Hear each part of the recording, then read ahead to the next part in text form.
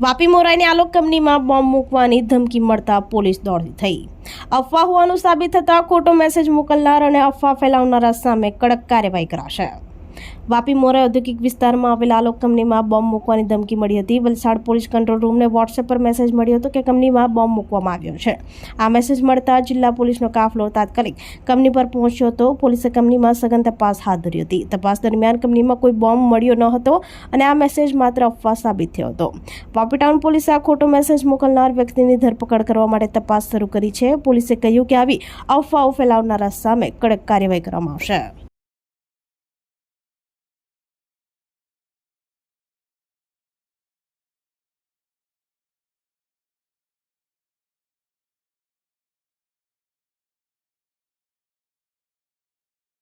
આપણી સંકલ્પ ન્યૂઝ ચેનલને સબસ્ક્રાઇબ અને લાઇક કરો, બેલ આઇકન દબાવો જેથી આવનાર ન્યૂઝ અપડેટ્સની નોટિફિકેશન આપના મોબાઈલ પર સૌથી પહેલા પહોંચે।